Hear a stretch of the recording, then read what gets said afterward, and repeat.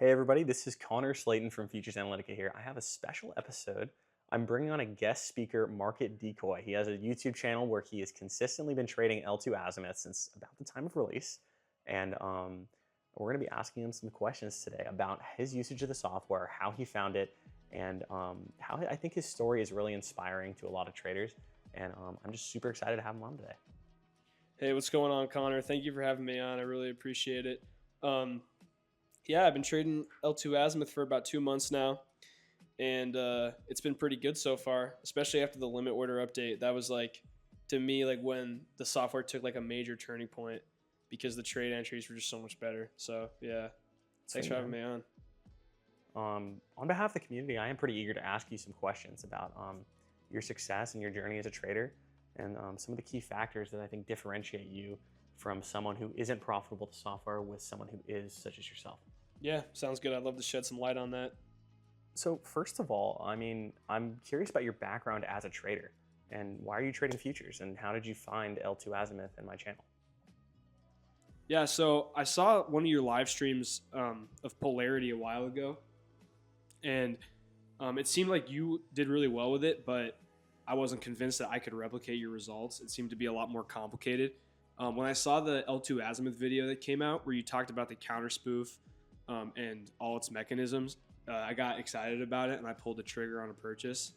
And I never looked back, basically. That is awesome. So you've been following my channel for a while now then? So I've been following for about a year and I've been in and out. I'm just kind of checking in every once in a while. But I never was really involved or did anything. Sweet. I'm glad L2 was pretty captivating to you. It's been a super exciting project to be on, so I'm glad that it's paid off for you. So honestly, given your experience with polarity, or at least your observations with polarity, did you find L2 to be pretty hard to pick up? What was the hardest part in getting profitable in using L2? Yeah, so typically my biggest problem is being able to trade during volatility windows.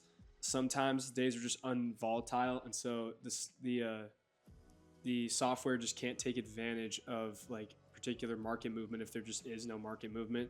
And then additionally, I sometimes miss volatility windows because I just end up waking up late, and that's just my own fault. Yeah, I understand that. We're both on the Pacific Coast, so I'm there with you. Waking up early for that consistently can be pretty tough. I'm agreeable.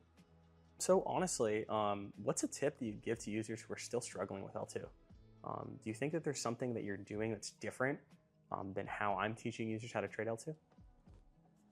Yeah, so the main thing I can think of is that I will move the take profit of trades lower when there's really low volatility.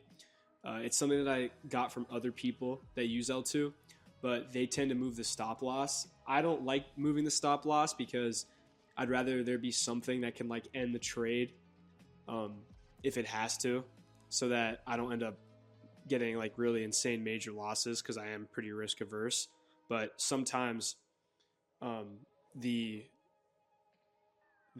trade, it'll correctly identify counter spoofing, but it will not breach the take profit goal. So sometimes I have to move it down and I still make money even with the commissions. So I feel like it's worth it in the end still. Yeah, I could see that as being super helpful during periods of low volatility like you talked about. When you're wanting to stay in a trade only for a certain duration of time, that's something that can be a great part of your tool belt. Would you say that before you started doing that you were unprofitable with the software, or was this something that has just really enhanced your success with the software? I would say it's enhanced my success with the software. I was still profitable before then. The main thing that made me much more profitable was the limit order update. That's what I would say was the biggest boon to my trade success. Yeah, I think a lot of people can relate to that. I found it to be significantly easier to use on my end as well. Side question, are you using a VPS when you're trading L2? Yeah, actually, I'm using Sierra Link. Oh, interesting. Wow. I think that all of these things, if I'm right, is Sierra Link something that's contributed significantly to you being profitable? Were you profitable before that? I was profitable before that. It definitely has helped a little bit with profitability, I will say. But I didn't have really horrible trade executions to begin with. So usually, if somebody asks me a question relating to that, that's usually like the first thing that I'll say is like, are you using a VPS of any kind? Yeah. Yeah. I think with trading, it really is a sum of all factors. I think that combining that with your other methods of using it, I think that you're giving yourself a pretty big advantage there. So I have to commend you for that. Yeah, you got to think flexibly too, because a lot of people just want like a one fixed solution, and if you can think dynamically about it, I feel like you can come away with a lot of different kinds of ways to use the tool. Yeah, absolutely. I mean, it's something that I think I find myself having a hard time explaining to users, but I mean, it does a lot of the heavy lifting for you, but I mean, nothing can really do it all for you. But I'm glad that you found a rule-based system to really take advantage of this edge that the software provides. So that's exciting for me to watch. I think that everyone's found a lot of value from your channel.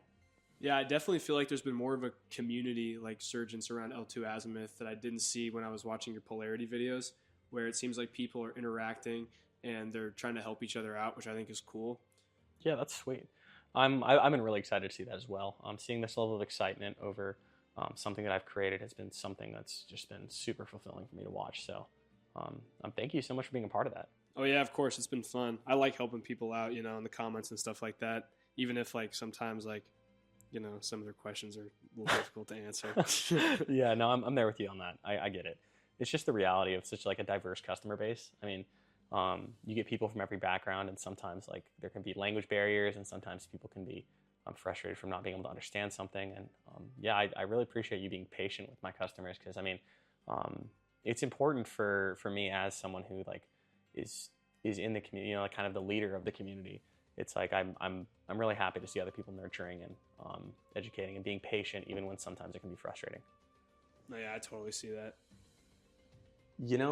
Coming from a member of the community, I'd love to hear what kind of features you want to see added to L2Azimuth.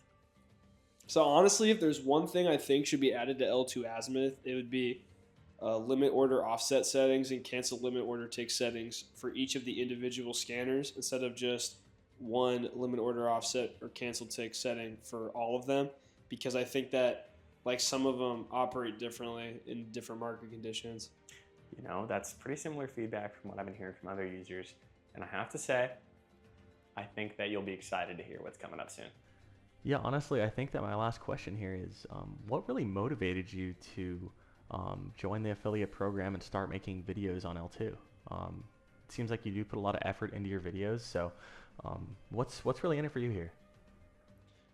Yeah, so like, I've been in college for a while now, and they teach us to question like ideas that we hear and see.